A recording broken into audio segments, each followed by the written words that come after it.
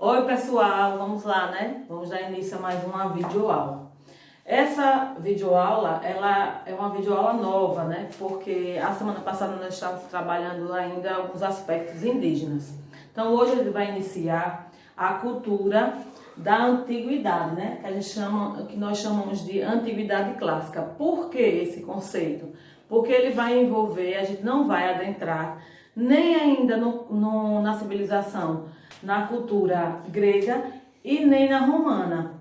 Esses aspectos aqui são aspectos em comum, né, da cultura, da miscigenação dessas duas culturas, tá certo? Então vamos entender que período foi desenvolvido essa forma de pensar, né, da antiguidade clássica. Então, esse período ele tem mais de 2000 anos da antiguidade, isso da antiguidade na Europa. Né? As civilizações, como eu já iniciei, são as civilizações gregas e romanas, né? Que nesse contexto aí vai dar um destaque pelo conjunto de conhecimentos que eles adquiriram conjuntamente, ou seja, né? Que um absorve do outro. Na maioria das vezes a gente vai falar a cultura clássica grega, por quê? Porque foi a primeira civilização. A romana, obviamente, absorveu esse aspecto cultural, não só cultural, né, no aspecto geral da civilização grega. Então, o que é essa cultura clássica? Ela se inicia no século V e no século IV a.C., e a civilização grega ela se desenvolveu por muitos acontecimentos. E esses acontecimentos, esse desenvolvimento, ele foi muito mais nas áreas da matemática, da física, da geografia, arquitetura, pintura, escultura, literatura. Ou seja, abrange, né, vários tipos de conhecimento em um mesmo período.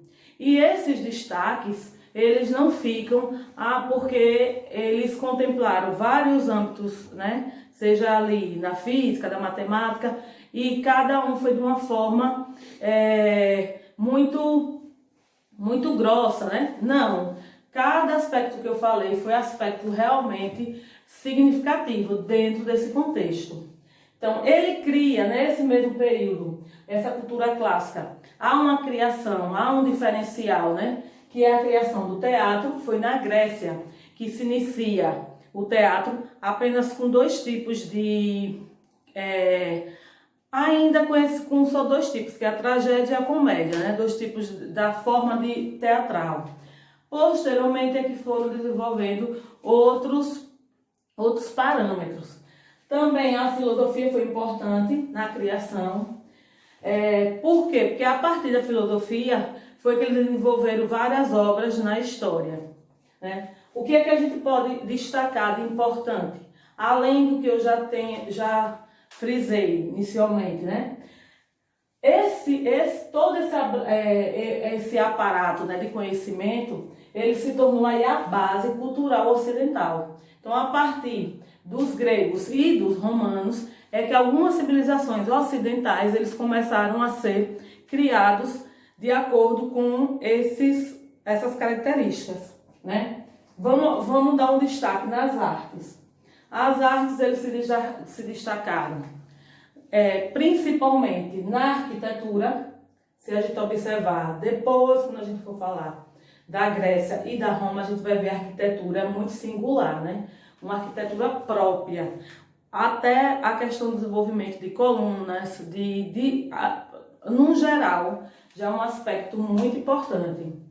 Também nas esculturas. Quando a gente fala escultura grega, a gente vai observar a questão dos detalhes. Aí é que vai entrar alguns aspectos já artísticos mesmo.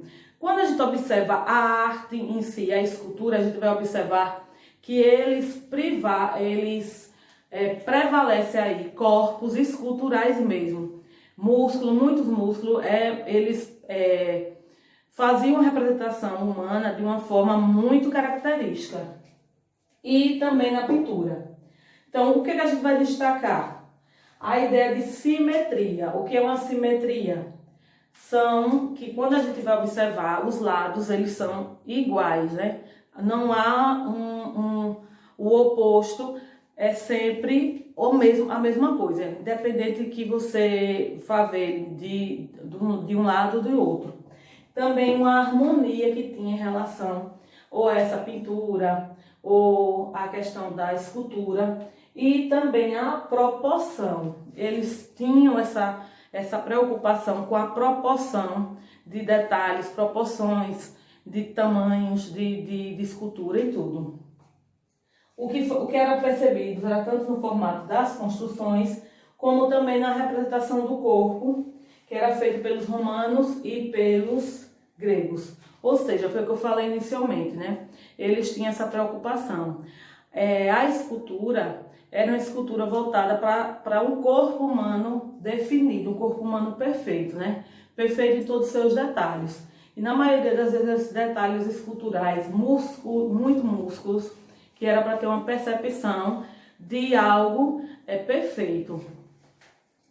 O que foi que isso diferenciou? Qual é a importância desses detalhes? Ao influenciar aí, esses detalhes influenciou num renascimento europeu lá do século XV, ou seja, depois ainda de um século, ainda esses detalhes começaram a influenciar, porque esses movimentos eram do século IV ao século V. Já o Renascimento já é o século XV, então um século a mais, mesmo assim, ainda influenciou e muito. Na questão política, como foi que houve um desenvolvimento importante dessa antiguidade clássica, né, dessas características? Alguns debates, algumas ideias entre cidadãos e também decisões, né? Que aí influenciou a cultura clássica na maioria dos países, inclusive no Brasil, né? Vocês observarem algumas civilizações que o modo da formação política, o modo de como eles pensavam era, na maioria das vezes, gerado por um ditador. E nesse período mesmo começou a se consolidar a questão da democracia, de como o povo ia influenciar, como era a política, né? Que tinha que ter debates, tinha que ter um influenciamento. Esse contexto aí influenciou outras civilizações, inclusive nós brasileiros também, né? Claro que se inicia com os gregos e posteriormente se consolida com os romanos, né? Na questão da política, que hoje devemos muito à influência dos romanos. O esporte, um destaque. Se eu for pedir para vocês destacarem qual a maior importância, né? A maioria dos meninos vão dizer hoje na questão do esporte é o futebol, né? Que move a questão do gosto popular, obviamente, né? Mas imagine esse futebol já bem antes, né? Quando a gente fala de uma Copa do Mundo, a gente sabe que é o único esporte, é um esporte só, o futebol. Mas eles foram mais além. Na antiguidade, os gregos eles criam aí os Jogos Olímpicos. Claro que inicia esses Jogos Olímpicos com uma comemoração, né? Uma festividade em relação aos deuses. Mas aí isso começa a mudar todo o contexto, toda a vida, né, nessas civilizações aí. Por quê? Porque essas primeiras Olimpíadas, elas são compostas por 13 competições. A gente fala arremesso de disco, corrida, outras coisas, outras competições. Depois, quando chega na era moderna, que se inicia em 1896, essas competições elas começam a ter uma amplitude, que hoje é 42 modalidades, né? Então, a influência, se a gente for observar, nos Jogos Olímpicos. Na questão da mitologia, já é um abrangente muito, eu só vou dar uma pincelada. O que era a questão da mitologia? Eram as narrativas, né, ligadas aí às crenças religiosas de gregos e romanos. Tudo era influenciado em relação à mitologia. Vou dar um exemplo, coloquei aí para que vocês lembrem depois. Até a questão de dias da semana, os planetas, tudo era homenagem aos deuses. A exemplo de março, né, que referente ao mês, era homenagem ao deus Marte. Também a gente vai observar os planetas e outros aspectos também. Outro ponto importante e último que eu vou destacar, porque nas próximas aulas a gente vai dar outros destaques.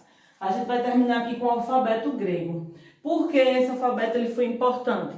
Primeiro, se a gente observar, ele foi criado no século VIII, né? Então, 4 séculos depois de todo esse abrangente cultural. Ele foi uma adaptação do alfabeto fenício. Vocês sabem que a primeira civilização a criar o alfabeto foi os fenícios. Só que o alfabeto fenício ele só tinha consoantes, né? Então, os gregos eles já adaptaram e aí eles fizeram esse alfabeto com consoantes e vogais também. E aí deu para observar que essa criação ele foi importante porque o alfabeto já representava o som já falado, né, das palavras. E o importante é que as outras civilizações começaram a incorporar esse mesmo alfabeto. Ou seja, os romanos e os irianos incorporaram também o mesmo alfabeto. E os que não incorporaram criaram, a partir do alfabeto grego, outro alfabeto. A exemplo dos russos, que criaram o alfabeto cilírico, que foi uma adaptação do alfabeto grego, tá certo? Agora a gente vai fazer a correção da atividade. E só lembrando que depois a gente vai, na próxima videoaula, a gente vai dar continuidade ao conteúdo, mesmo conteúdo. A correção é da página 302. Eu vou pegar o livro para a gente corrigir. Então vamos lá. Pegue o material, pegue o módulo para que vocês tenham entendimento. E se não entender, volte o vídeo. Espero que vocês corrijam bem.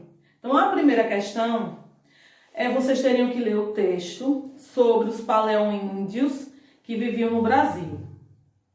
Então na letra A da primeira questão está perguntando: quem eram os paleoíndios?